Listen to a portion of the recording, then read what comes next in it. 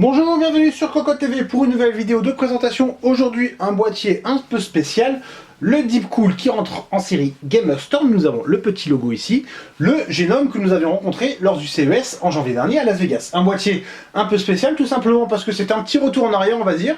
Pour ceux qui ont connu, nous avons un water cooling intégré avec un radiateur de 360 mm dans le haut, bien entendu 3 ventilateurs, un combo pompe maze et un pseudo réservoir à l'avant.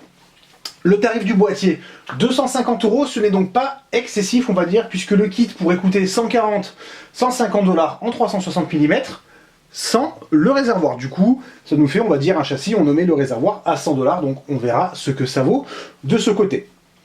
Le boîtier, nous l'avons reçu en blanc et bleu, il existe aussi en noir et rouge, noir et vert. Petite particularité de ce modèle, le rétroéclairage n'est pas en bleu, mais en blanc. Nous avons donc des ventilateurs à diode blanche, un tuyau bleu sur le Captain, nous reviendrons dessus, mais avec un éclairage blanc.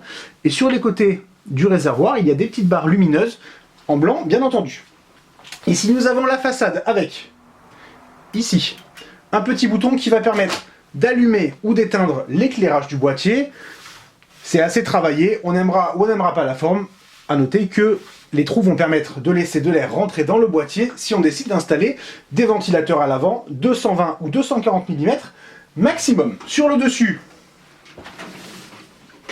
nous retrouvons des évents, la connectique avec 2 ports USB 3 et le son, plus les boutons Power et Reset. C'est filtré, bien entendu, même si l'air est expulsé. À l'arrière, nous avons un châssis plutôt spécial, on va le tourner complètement, hop. Alors là, c'est rien, c'est juste le filtre de l'alimentation qui peut passer complètement dessous. Nous avons donc un ventilateur de 120 mm, 7 équerres PCI ajourés, 2 passages pour des tuyaux de water cooling, au cas où. Un passage supplémentaire, nous ne savons pas à quoi il sert, mais il est là.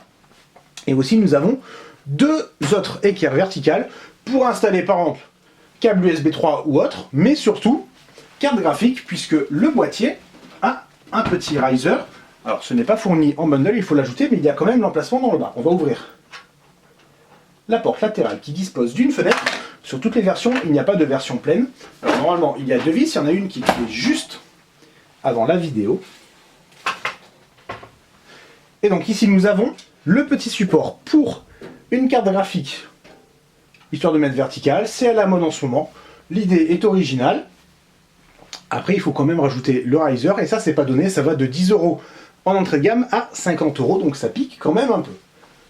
Au niveau du châssis, c'est complètement nouveau, même si on reste dans la tendance actuelle avec un cache pour l'alimentation qui va donc prendre place à l'arrière sur des petits patins en caoutchouc. Nous avons une cage pour les disques durs de ce côté. Alors on va ouvrir l'autre paroi du boîtier, comme ça on pourra tourner le boîtier ensuite. Parce qu'il y a pas mal de choses sur l'arrière, comme quasiment tous les boîtiers qui sortent depuis un an, on va dire.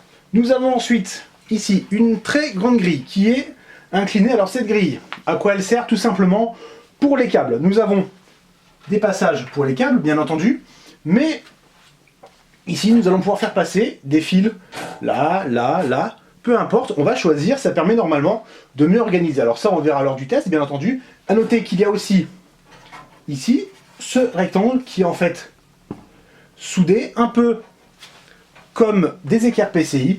On peut l'enlever si jamais on a besoin de mettre une très grande carte graphique. Là encore, on verra s'il y a besoin ou non. Normalement, on ne devrait pas avoir besoin de l'enlever. À l'avant, nous avons bien entendu des grilles et du mesh pour les ventilateurs.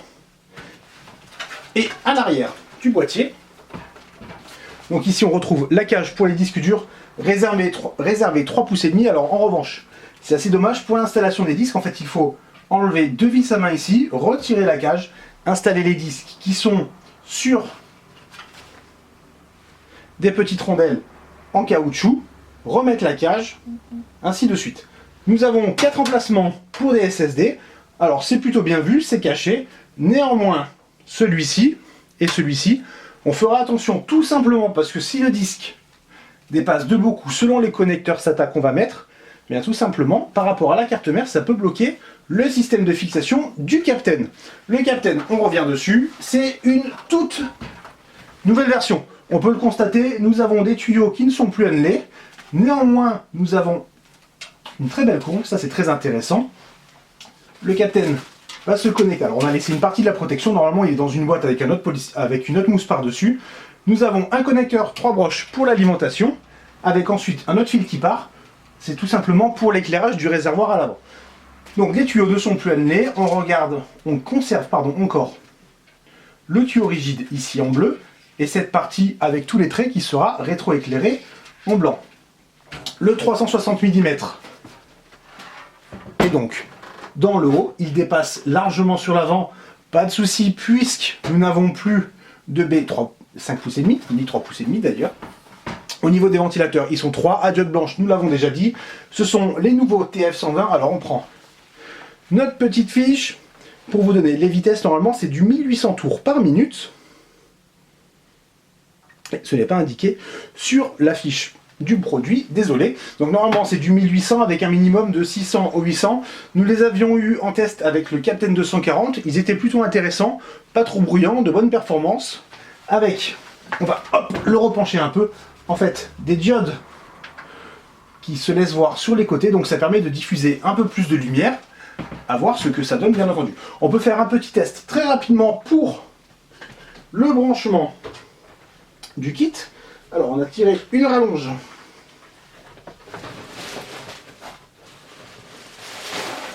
constituée de plusieurs câbles.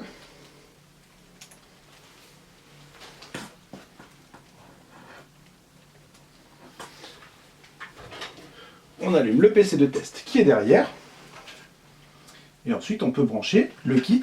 Et donc comme on le voit, il y a de la lumière qui se met en place ici, ça respire et il en va de même. Alors par contre, comme on le disait en début de vidéo, ça ne se verra pas puisqu'en fait, ou très peu, puisque l'éclairage est en fait sur le côté directement, donc il faut vraiment être dans le noir. C'est un effet respiration, donc on va en profiter 1 seconde, 2 secondes, pas plus. Pour les ventilateurs, pas de branchement pour l'instant. Le test, bien entendu, puisqu'il y a un système de refroidissement intégré, nous allons mettre le 980X de chez Intel, avec un gros overclocking puisque nous avons 3 ventilateurs et on verra si c'était une bonne idée de ne pas mettre de ventilateur à l'avant. Pour le reste, test de boîtier très classique et on vous souhaite une bonne fin de journée.